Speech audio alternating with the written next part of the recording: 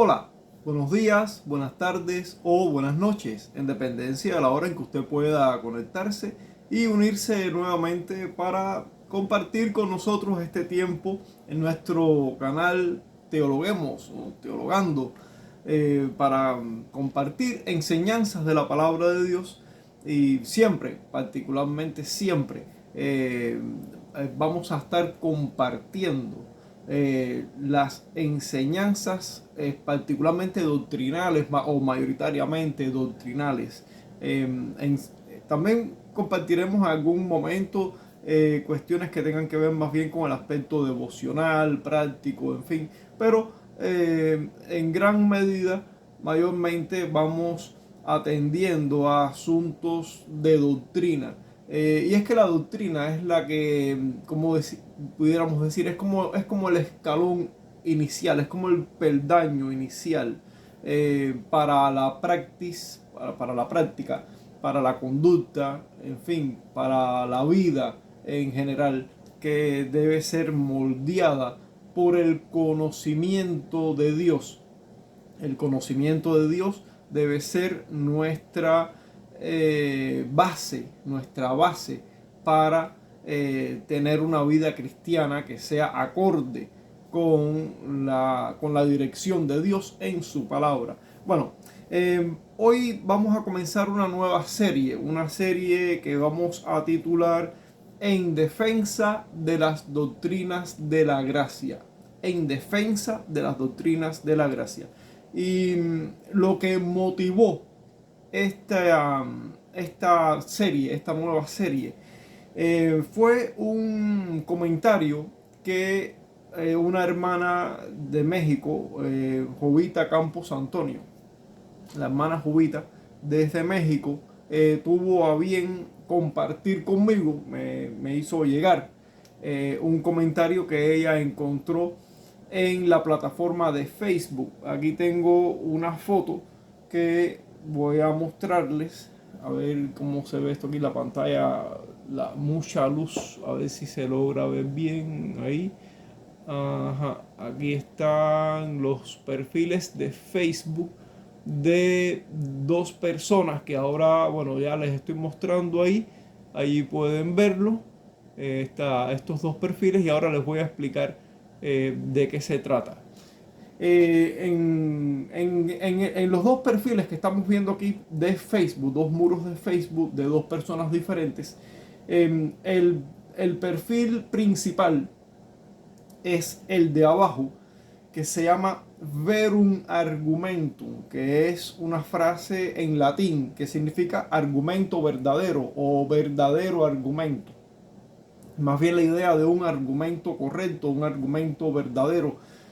Más bien esa es la idea. Escrito en latín porque parece que el dueño de este perfil, quien no da su nombre aquí, bueno, esto es una captura de pantalla de ese perfil de Facebook. No tengo toda la información aquí ahora mismo, pero bueno, no aparece el nombre del dueño de este perfil. Solo aparece con este título, Verum Argumentum. No dice quién sea, pero bueno, aparece en latín esta frase. Y eso pues en realidad no es más que una manera de llamar la atención sobre su perfil, sobre su muro, y que las personas que lo vean, que están asociadas al cristianismo, ¿no? De alguna manera, algunos de una manera bien comprometida, en una u en otra denominación de fe. Bien, eso es la realidad, ¿no? En la que vivimos todos los creyentes actualmente, ¿no? Existen diferentes denominaciones de fe, y bueno, pues cada uno desde su propia denominación, según su entendimiento, de acuerdo al alcance de su conciencia, en fin, pues está en algún o en otro lugar. Eh, Tenemos un siguiente perfil que está encima, que pertenece a una persona llamada Roberto Armendariz, que este Roberto Armendariz lo único que ha hecho ha sido compartir en el perfil suyo la publicación de Ver un Argumento. Y la publicación de Verum Argumentum tiene un título a modo de pregunta: ¿doctrina de la gracia o de la desgracia? ¿Doctrina de la gracia o de la desgracia? Y en realidad todo lo que hace, que es lo que vamos a ir viendo a continuación, todo lo que hace en su ver un argumento, en su argumento verdadero, que, bueno, es un argumento, pero de verdadero no tiene ni la V. Es una crítica, yo incluso la calificaría de absurda, y vamos a explicarla, porque es que vamos a leer su comentario, vamos a leer eh, todo lo que él dice ahí en su argumento, que ya repito, de verdadero no tiene nada, no tiene nada de verdadero, todo está lleno de, de falsedad y incluso de expresiones inescrupulosas, de torceduras y de manipulación de la verdad. Lleno, está lleno, es un veneno ese Verum Argumentum, es un veneno total. Y este Roberto Armendáriz, que y bueno, puedo ofrecer disculpas por lo que voy a decir, pero es que esa es la realidad. No puedo disfrazar la realidad de otra manera. La realidad es esta. Esta otra persona, este otro personaje, Roberto Armendáriz, todo lo que ha hecho es simplemente ha sido darle a la flechita de compartir, compartir, se comparte, es como que se pega, es como que se copia y pega del muro de ver un argumento, se copia y pega en el muro personal de él, y así es como él lo comparte en su misma o en la misma plataforma de Facebook, ahí mismo está. O sea que lo que él está haciendo simplemente es repetir lo mismo que dice el dueño de este otro perfil, ver un argumento. Repetirlo. Lo único que hace es como un papagayo que no sabe lo que está diciendo, pero que repite cosas que escucha. Usted coge un papagayo y lo entrena para que diga palabras que usted le está enseñando a decir, y el papagayo las va a decir, pero eso no significa que el papagayo entienda las palabras. No significa que usted coge una cotorra y la enseña a decir palabras, la cotorra aprende a decir palabras, pero eso no significa que la cotorra aprendió el idioma, no significa que la cotorra aprendió el lenguaje. El papagayo no aprende el idioma ni entiende el lenguaje solo porque aprendió a repetir palabras. Y eso es lo que está haciendo este Roberto Armendáriz, la función de un papagayo que repite lo que no entiende. Así definitivamente y sin ningún tipo de pelos en la lengua, ¿no? Como diríamos en buen cubano, sin pelos en la lengua, sí, claramente. Entonces, ¿de qué se trata esta publicación? Para no hacer el video muy largo, la vamos a leer toda, porque son 3 párrafos simplemente, se puede leer de una sentada, se puede leer fácil, rápido, pero no podemos en un solo video hacer un argumento general de cada una de las partes, nos tomaría demasiado tiempo, no queremos hacer eso. Entonces vamos a hacer algo, vamos a leer todo el, el argumento, ¿no?, de este Verum, de esa publicación.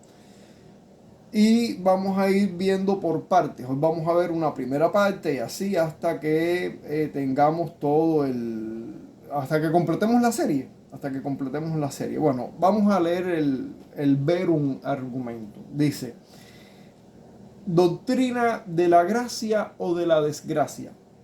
Dice: algunos reformados creen que el calvinismo es el evangelio, lo cual ha conducido a estos, es decir, a estos reformados, al odio, al ego extremo, a la hipocresía y a considerar a todo cristiano, es decir, a todo otro cristiano que no pertenezca a su misma élite religiosa, como un hereje. Como admitió el teólogo calvinista del seminario Midwestern, o sea, del seminario del Medio Oeste, Jared Wilson. Y citan aquí ahora a Jared Wilson. Las palabras de Jared Wilson son las siguientes. El estereotipo del calvinista agresivo existe por una razón. Después de todo, hay una razón por la que los chichés, así dice aquí, chichés, no sé qué será chichés, se vuelven clichés. Ok, una frase que no entiendo muy bien, pero ahí está. Dice, si pasas el suficiente tiempo en las redes sociales evangélicas o tienes la experiencia de viajar constantemente en iglesias reformadas, te encontrarás con un calvinista tóxico. Si eres como yo, dice Jared Wilson, si eres como yo, te preguntarás, ¿por qué será que los que se suscriben a las doctrinas de la gracia parecen no tener nada de gracia? ¿Acaso hay algo peculiar en el calvinismo que hace que estas personas sean tan narcisistas? Y hasta ahí la cita de Jared Wilson. Por cierto, que ver un argumento y lo mismo que el papagayo que compartió la publicación, nadie dice cuál es la referencia a las palabras de Jared Wilson. O sea, estas palabras de Jared Wilson fueron dichas en el contexto de una conferencia, fueron dichas en el contexto de un libro, fueron dichas en el contexto de un sermón. ¿Cuál es la referencia? ¿De dónde salió esto? Silencio total. No dicen, no mencionan para nada esa referencia. Cuando entremos en la consideración de esta parte, porque es la que vamos a ver hoy, vamos a hablar un poquitico de ese detalle. Vamos a llegar ahí. Sigue diciendo la publicación de ver un argumento. Una pregunta.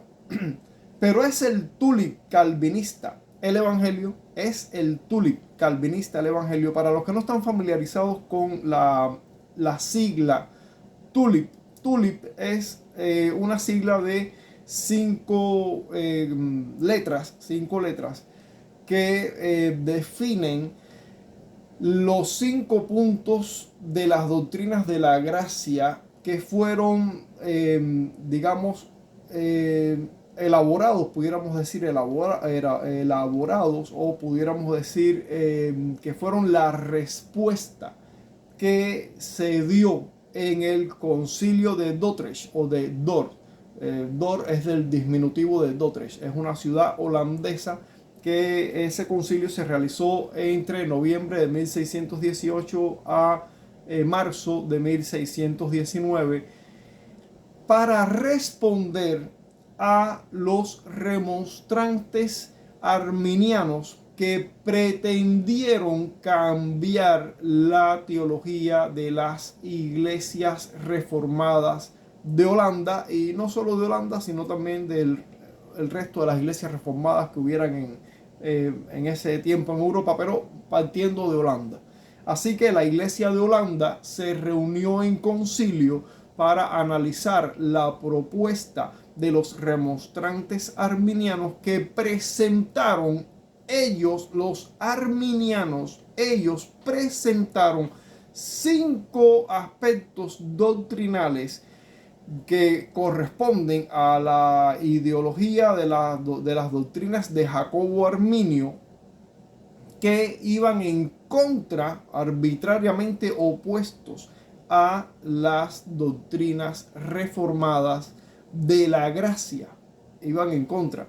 O sea que el tulip es la respuesta, y esto es conocido comúnmente entre la comunidad reformada o la comunidad de iglesias reformadas que existe hoy. Esto es conocido como los 5 puntos del calvinismo. Pero estos 5 puntos del calvinismo fueron las respuestas que ofrecieron la iglesia de Holanda en concilio para responder a las propuestas de los remonstrantes arminianos. Los remonstrantes arminianos pretendieron que la iglesia cambiara sus doctrinas en 5 aspectos fundamentales de la soteriología bíblica, o sea, de la doctrina de la salvación. Ellos pretendieron que se tuviera en cuenta que la habilidad del hombre, o sea, entender que el hombre era capaz en sí mismo de, de cooperar con Dios en su propia salvación, que el hombre era capaz, que tenía competencia para esto. Habilidad humana, elección condicionada, o sea que la elección de Dios estaba sujeta a una condición que debía cumplirse en esa cooperación del hombre, que la expiación era universal, que Cristo murió para la redención de todos los seres humanos, absolutamente, desde Adán hasta el último ser humano que existe en la tierra, al regreso de Cristo, en fin, que la gracia podía ser resistida y que finalmente la salvación pudiera perderse. Esos eran los aspectos que los remonstrantes arminianos trajeron a la iglesia de Holanda para que la iglesia de Holanda cambiara su teología, una teología robusta, bíblica, para que la cambiara por los puntos de vista del arminianismo. Definitivamente la iglesia de Holanda se reúne en concilio, un concilio que, repito, comenzó en noviembre de 1618 y culminó en marzo de 1619. O sea, no fue una respuesta a la ligera la que dio la iglesia de Holanda. Se tomaron meses con delegados reformados de todas las iglesias de Holanda y de algunas otras iglesias reformadas del resto de Europa y de Inglaterra. En fin, que no fue un trabajo hecho, no fue una respuesta dada ligeramente. No, nada de eso. Fueron meses de estudio, meses de trabajo, de buscar allí con dedicación y con profundidad en el entendimiento de las doctrinas de la soteriología, de las doctrinas de la gracia, y finalmente entendieron de que la propuesta de los arminianos era un error, por decirlo de una manera. Ellos no lo catalogaron de error, pero para nosotros vamos a quedarnos con esa palabra. Fue un error de los remonstrantes y finalmente fue una doctrina que fue condenada en el concilio de Dort o Dordrecht finalmente en el año 1619. Entonces, el tulip es ese, digamos, resumen de los 5 puntos de las doctrinas soteriológicas que defiende el calvinismo, porque son las doctrinas propias del evangelio. Entonces, el artículo de nuestro Verum Argumentum comienza diciendo que, bueno, no en su comienzo, pero en cierto punto, sí, en este segundo párrafo, comienza diciendo en el segundo párrafo que si es el tulip el evangelio, y tenemos que responder que sí.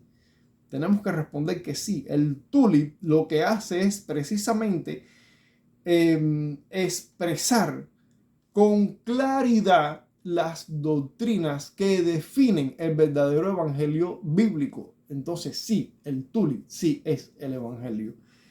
Fuera del calvinismo bíblico, pues todo lo que queda son herejías, como dijera el gran pastor, bueno, no era pastor propiamente, pero teólogo, maestro de la Biblia, R.C. Sproul o R.C. Sproul, ya fallecido. Él dice, quiten las doctrinas del calvinismo, quítenlas. Y pues sencillamente escojan su herejía, escojan su herejía. ¿Qué es lo que queda si usted quita el calvinismo del medio? Si usted quita el calvinismo de la teología bíblica de la teología bíblica, si usted quita el calvinismo, pues lo que le queda es pelagianismo, semipelagianismo, catolicismo romano, arminianismo. Eso es lo que le va a quedar. Y Sproul dice, pues escoja su herejía, ¿qué es lo que le queda? Escoja su herejía. Entonces, Dice Ver un Argumentum. Seguimos leyendo la publicación de Ver un Argumentum. Pero, ¿es el tulip calvinista el evangelio? Y dice él, responde él, no, puesto que tales doctrinas no se encuentran realmente en las escrituras. Eso es un error grave, es un error, pero garrafal, realmente. No se encuentran en las escrituras, ni en la patrística preagustiniana y antinicena. Aquí él como que se mete un poco en la historia de la iglesia, en esos primeros, en ese periodo inicial de la historia de la iglesia, y como que intenta dar una cosmovisión o por lo menos una impresión de entendimiento de la historia eclesiástica, y que wow, eso no estaba ahí, nada, ningún padre de la iglesia creyó estas cosas antes de Agustín de Hipona y antes incluso del credo niceno, en fin, no es tan así. No es tan así. Pero eso lo vamos a ir explicando a medida que avancemos con la serie. Porque como ya dijimos, no vamos a hacer este video extremadamente largo analizando todo el contexto de la publicación. Hoy vamos a hacer una introducción general a a toda esta publicación. Dice, estas enseñanzas no están en las escrituras. Eso es ¿cómo se dice eso? Una propuesta muy osada, ¿no? Pero eso no es cierto. Sí están en las escrituras, lo vamos a ver con toda claridad. Pero bueno, más adelante en los siguientes capítulos de la serie. Y tampoco está en la patrística preagustiniana y antinicena, por lo que son una deformación del verdadero evangelio de Cristo. Nada que ver. El Tuli no es una deformación. La deformación fue la propuesta de los remonstrantes arminianos. Eso sí era una deformación. Sigue diciendo la publicación de Ver un Argumentum. Como también admitió el teólogo suizo y protestante Karl Barth.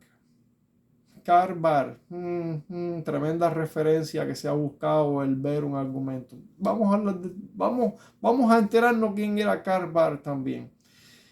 Dice Karl Barth, Agustín, Lutero, Calvino equivocadamente habían convertido el evangelio, las buenas noticias, que es lo que significa evangelio, convirtieron el evangelio en malas noticias, pues dijeron que Dios escogió solo a unos y no escogió a muchos otros. Eso lo dijo Karl Barth en un documento, Doctrina of the Election Church, Doctrina de la elección en la dogmática de la iglesia, volumen 2. Pero vamos a ir ahí. No se preocupe, suave, vamos a llegar ahí. Entonces, dice, son tan malas las noticias que promueven que existe una gran cantidad de testimonios de personas que sufren de depresión y ataques de pánico, ataques de pánico por el calvinismo.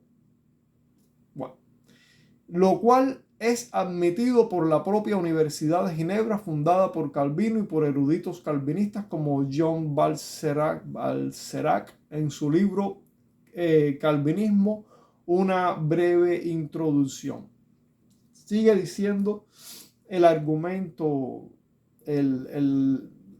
la publicación de Ver un Argumento. Sigue diciendo, como también admite el filósofo y apologista calvinista Jonathan Ramos, y cita a Jonathan Ramos: yo identifiqué la tradición reformada con la forma más pura del protestantismo, pero se me fue desdibujando. Ese Dios calvinista es un Dios tan implacable, tirano y terrible en muchos aspectos que cuesta verlo como un amigo o compañero. Esa visión calvinista de Dios no me ayuda mucho. Y cita, fin de la cita, Jonathan Ramos, mi crisis de fe, ¿en qué consiste? Jonathan, eso es un video de YouTube.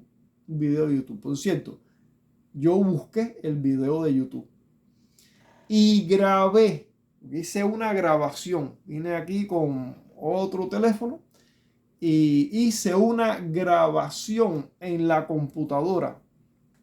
Vine aquí a la computadora, busqué el video de Jonathan Ramos, específicamente ese video, y hice una grabación precisa. O sea, la grabación es exacta. En la grabación no hay... es decir, que hice una grabación que no está editada de ninguna manera. No tiene ninguna edición hecha.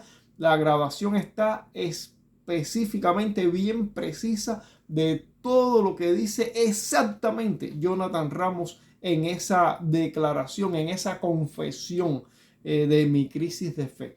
Ahí, y lo vamos a ver específicamente para que ustedes vean hasta dónde llega la deshonestidad de estos defensores anticalvinistas que pretenden librar o liberar al cristianismo de la influencia del calvinismo. Luchadores contra el calvinismo, pero en cómo desarrollan sus armas, sus argumentos con toda deshonestidad, con total deshonestidad, así.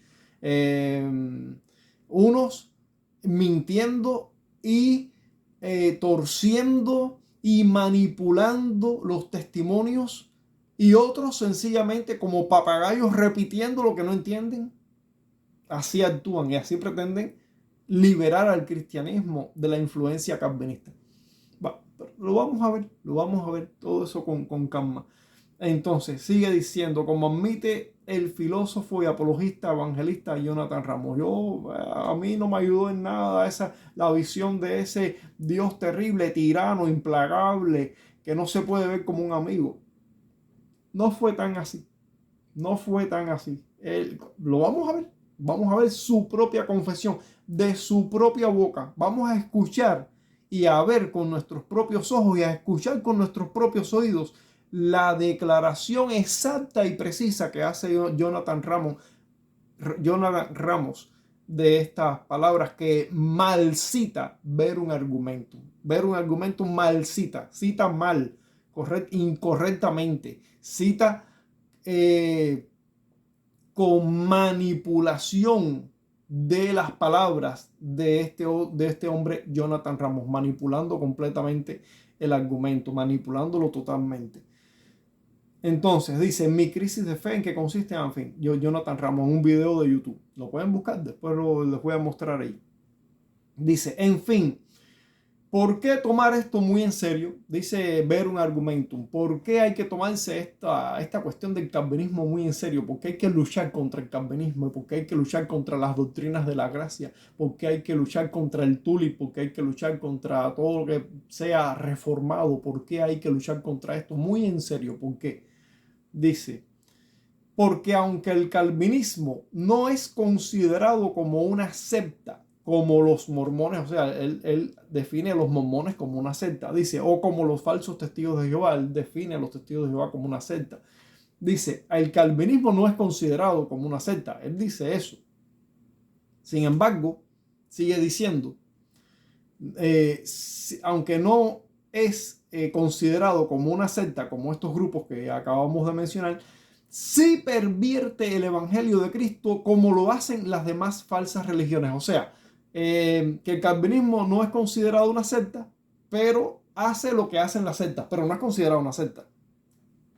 ¿Cómo se entiende eso? ¿Cómo se entiende que un movimiento religioso que tuerce el evangelio, que es lo que hacen las sectas, no sea considerado una secta? Entonces el calvinismo no es una secta, pero hace lo que hacen las sectas, pero no es una secta. Das cuenta que hay una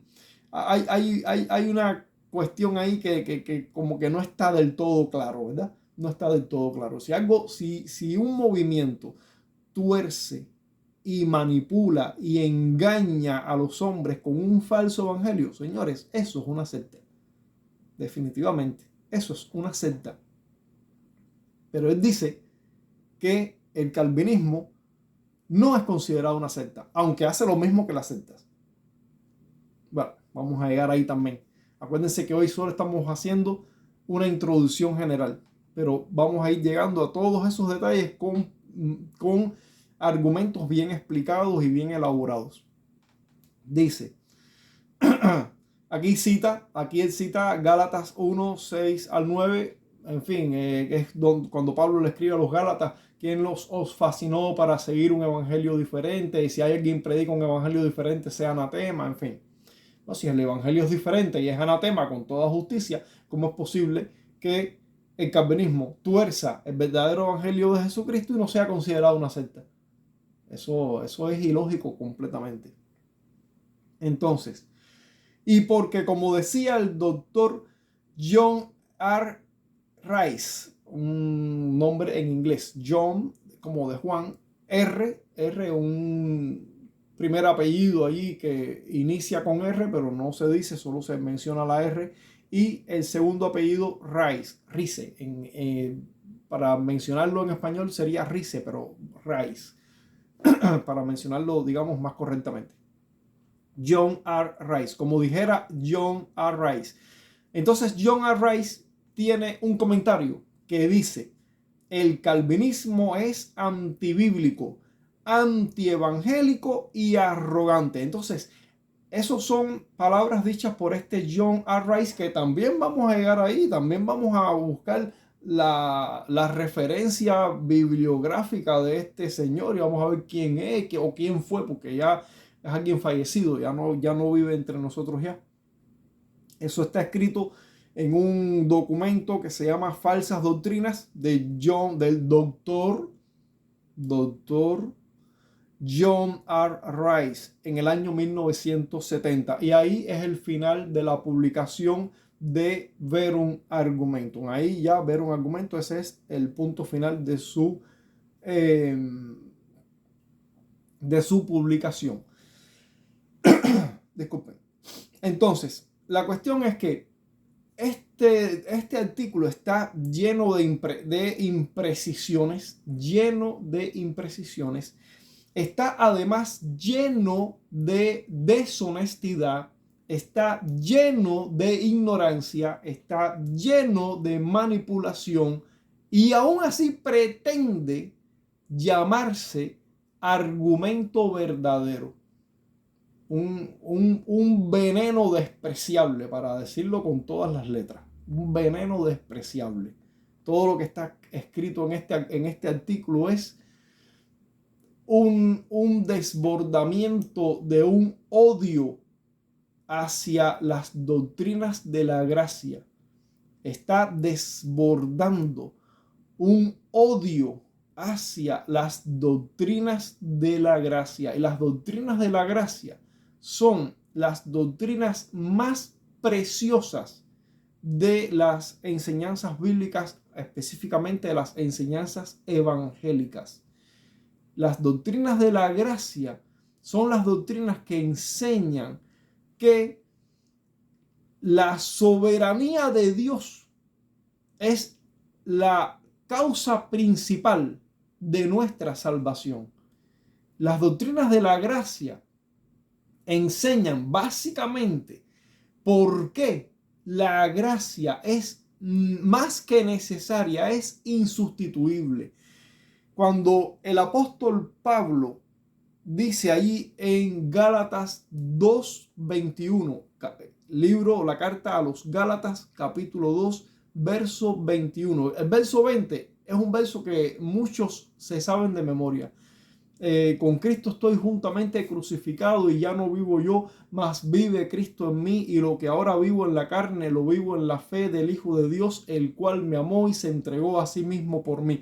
Un verso precioso, que tiene una enseñanza profundísima. Ya no vivo yo, mas vive Cristo en mí.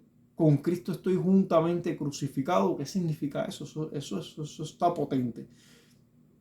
Pero el verso 21 es un verso casi que totalmente ignorado por la mayoría de los creyentes. Y viene justo a continuación de Gálatas 2:20. A continuación, verso 21, el siguiente verso. ¿Qué dice a continuación?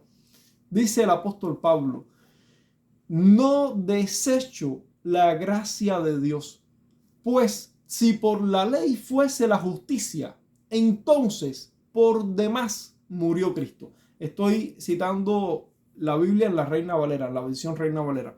Quizás la versión de las Américas tiene un toque diferente en el lenguaje, pero básicamente debe decir lo mismo. O sea, pudiéramos parafrasear el texto, ¿no?, de Reina Valera y decirlo en nuestras propias palabras. ¿Qué dice el apóstol Pablo? Dice el apóstol Pablo: no desecho la gracia de Dios. O sea, yo no menosprecio, yo no desechar. Cuando usted tiene, por ejemplo, un cesto lleno de basura, ¿qué hace usted con el cesto de basura? Usted saca el cesto de basura y lo lleva a donde se deposita la basura, porque usted está desechando. Así, por ejemplo, cuando usted tiene que hacer, digamos, sus necesidades fisiológicas, algo muy natural para todo el mundo tiene que ir al baño en determinado momento. Usted está expulsando lo que son los desechos que genera su cuerpo. Su cuerpo genera desechos y tiene que desecharlos, o sea, tiene que expulsarlos, sacarlos fuera, sacarlo de sí. No puede quedarse con eso. No puede quedarse con eso. ¿Qué dice Pablo? Yo no desecho, no expulso, no me deshago, no menosprecio, no echo fuera de mí como si no valiera nada. No desecho. ¿Qué cosa? La gracia de Dios. No desecho la gracia de Dios. Y explica a continuación por qué no la desecha. En una explicación muy sencilla, pero muy obvia y muy clara. Dice, porque, y la palabra porque es un enlace. La palabra porque sirve como un puente que une lo que acaba de decir con lo que va a decir a continuación y ofrece un argumento razonable. Te dice cuál es la razón por la cual es lo que acaba de decir anteriormente. ¿Qué fue lo que dijo anteriormente? Yo no desecho la gracia de Dios. ¿Por qué? Porque si por la ley, o sea, si por el cumplimiento de las obras que la ley demanda, la ley de Dios, vaya usted allí a los 10 mandamientos, por ejemplo, como ese resumen general de la ley tiene muchos más mandamientos, pero toda la ley se puede resumir en esos 10 mandamientos, básicamente. Y aún en los 10 mandamientos se resumen en los 2 grandes mandamientos. Pero bueno, vamos a quedarnos con los 10 mandamientos, que son un resumen un poquito más amplio, un poquito más abarcador de todas las áreas de la vida. Y es lo suficientemente, digamos, breve como para tener un resumen de la ley.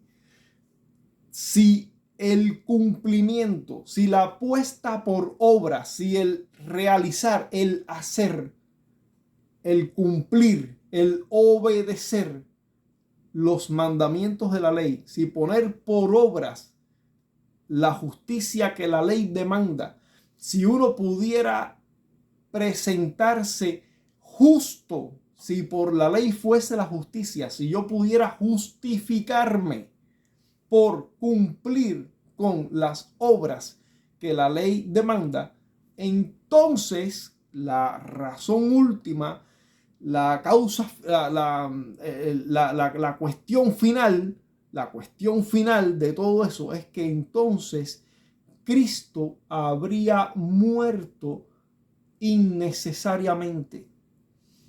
Repito, Pablo dice, no desecho la gracia de Dios, pues si por la ley fuese la justicia, si yo pudiera ser justificado por cumplir con las demandas que la ley hace, entonces no habría ninguna, ni una sola razón para que Cristo padeciera la muerte de crucifixión que padeció por causa de nuestros pecados y con el propósito de librarnos de esos pecados y de librarnos de la justa condenación que acarrean esos pecados. Cristo murió para ser nuestro sustituto. Cristo murió para pagar nuestra deuda. Cristo murió para otorgarnos su justicia, la de Él, para que nosotros no tuviéramos que tratar de presentarnos con la justicia nuestra, porque la justicia nuestra es insuficiente. No es que Dios no vea lo humanamente bueno que pudiéramos hacer nosotros desde una perspectiva de obras, digamos, vamos a decirlo así, que usted pudiera ofrecer algún tipo de buenos actos que fueran reconocibles, pero su justicia es totalmente insuficiente. ¿Recuerdan el intérprete de la ley que hablando con Jesús le dice, maestro, pero bueno, ¿y cuál es el gran mandamiento? ¿Cómo resumiríamos cuál sería el gran mandamiento? Jesús le dice los dos grandes mandamientos: amarás al Señor tu Dios con todo tu corazón, con toda tu alma, con toda tu mente, con todas tus fuerzas, y amarás a tu prójimo como a ti mismo.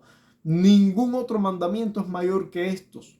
Y el escriba, este intérprete de la ley, le responde, bien maestro, bien has dicho que amar a Dios con todo el corazón, obedecerle con el alma y amar al prójimo como a uno mismo es más, eso es más que todos los holocaustos, que todos los sacrificios, que todas las ceremonias, que todo lo que pudiéramos hacer, todo lo que pudiéramos hacer.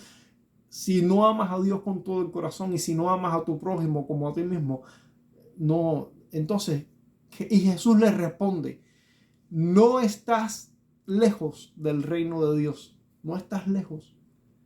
¿Pero qué significa no estar lejos? Significa, estás cerca, pero no estás dentro.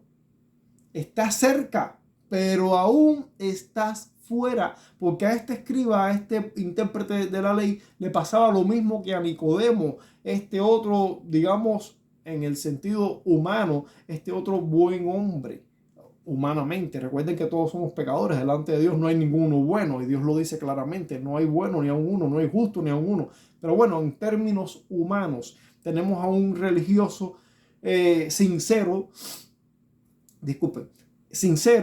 digamos que verdaderamente preocupado por el tema espiritual, por la vida eterna. Y Jesús le dice, a menos que nazcas de nuevo, no puedes entrar al reino de Dios, no hay manera, no puedes entrar al reino, no puedes, ni siquiera puedes verlo si no naces de nuevo.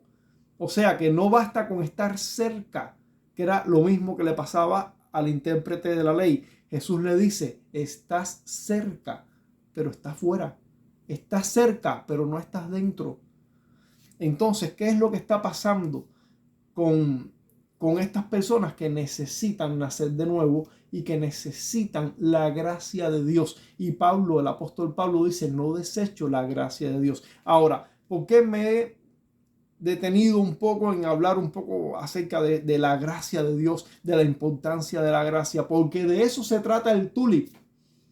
Las doctrinas, la exposición doctrinal, teológica, explicada acerca de las doctrinas de la gracia que Pablo no desechaba, la gracia que necesitaba el escriba, el intérprete de la ley, la que necesitaba Nicodemo, que con todo y ser buenos religiosos, porque eran buenos religiosos, de eso no cabe duda, eran buenos religiosos al punto que Jesús les dice, no estás lejos del reino de Dios, pero estás fuera, y le dice, te es necesario nacer de nuevo. ¿Y qué es eso? Eso solo se obtiene o solo se logra o solo se realiza por la gracia de Dios, solo por la gracia. Pero si tú quieres entender la gracia, ¿cómo tú entiendes doctrinalmente la gracia de Dios? Pues lo entiendes con la exposición clara doctrinal que resume o que expone el TULIP. Alguien dirá, pero el TULIP no es la Biblia. El Tulip no es la Biblia, o sea, ciertamente el Tulip puede ser considerado como una confesión de fe, lo mismo que pudiéramos hablar de otras confesiones de fe históricas, como son la Confesión Bautista de Londres de 1689, o como son la Confesión de Westminster, o como es la Confesión belga o Confesión de Fe de los Países Bajos, es la misma, o el Catecismo de Heidelberg, en fin. Existen diferentes expresiones escritas que son confesiones de fe. No son la Biblia, pero estas confesiones, entre las cuales podemos mencionar los cánones del Concilio de Dordrecht o de Dort, los cánones de Dort, que me disculpa un momento, les voy a hacer una presentación. Debí haberlo traído aquí para ahora mismo presentarlo, pero bueno, me di cuenta, ahora mismo me di cuenta, así que un segundito, voy a tomar el libro y se los voy a mostrar. Denme solo un segundo.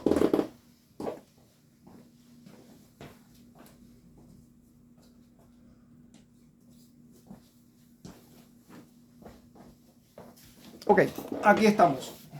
Aquí estamos. Los cánones de Dort. Los cánones del concilio de Dort o concilio de Dordrecht. Este libro, con un buen volumen, tiene más de 400 páginas, un poco más de 400 páginas, está bien documentado, expone con todo una riqueza, digamos, documental, toda esta exposición de las doctrinas que se presentaron en el Concilio de Dordrecht acerca de las doctrinas de la gracia. Entonces, las doctrinas de la gracia no son la desgracia, como dice Verum Argumentum, que de verum, o sea, de verdadero, no tiene nada en realidad. El autor de esa publicación, que repito, no sabemos quién sea porque eso aparece en un perfil de Facebook y no aparece el nombre del dueño de ese perfil, pero está lleno de inconsistencia teológica, está lleno de manipulación, En el siguiente video, porque ya ya está llegando a un límite de tiempo que no debemos pasarnos mucho más. Vamos a comenzar a ver cada uno de las citas y referencias que hace esta persona, el dueño de esta publicación, en su publicación. Por ejemplo, en la primera persona que él menciona es a Jared Wilson, de quien se dice que es teólogo calvinista del Seminario del Medio Oeste, aquí en Estados Unidos. Y como él hace una cita de las palabras de este hombre, que en el sentido de su publicación, o sea, de la publicación de Verum Argumentum, en su publicación de Facebook, en el sentido que él hace de la cita de este Jared Wilson, pareciera que este Jared Wilson lo que está es argumentando en contra del calvinismo, siendo calvinista. O sea, que es un calvinista que está en contra del calvinismo. Parece loco, ¿verdad? Claro que es loco, porque evidentemente no es así. Evidentemente no es así. Pero bueno, hoy ya no disponemos de mucho más tiempo porque no queremos que el video sea extremadamente largo. Vamos a dejarlo por aquí. Y entonces en un siguiente video vamos a empezar ya a tratar las palabras, las citas, las referencias de cada uno de las personas que son mencionadas en la publicación que hace Verum Argumentum. No sabemos quién sea, vamos a seguirle llamando por el nombre de su perfil. Y comenzaremos con Jared Wilson. Vamos a comenzar con esta persona, vamos a analizar quién es esta persona, qué fue lo que dijo realmente, en qué contexto lo dijo, qué otra cosa sea lo que haya dicho al respecto que ver un argumento no nos está diciendo. Y nos vamos a ir dando cuenta de cómo ha torcido, de cómo ha manipulado, de cómo ha escrito desde una perspectiva de maledicencia, que lo único que está destilando es odio hacia las doctrinas de la gracia, las doctrinas que cierro ya con estas últimas palabras ya, las doctrinas de las que Pablo decía, no desecho. Pablo, el apóstol Pablo, decía, no desecho la gracia de Dios, la que estos personajes de Facebook, los teólogos de Facebook, quieren rechazar las doctrinas de la gracia, quieren rechazar las doctrinas que el apóstol Pablo decía que él no desechaba. Entonces vamos a dejar el video hasta este punto y les espero en un siguiente video de la serie. Vamos a ir desmenuzando de a poco todas las partes de esta publicación y vamos a exponer una defensa clara de las doctrinas de la gracia. Dios les bendiga y espero verlos en un siguiente video.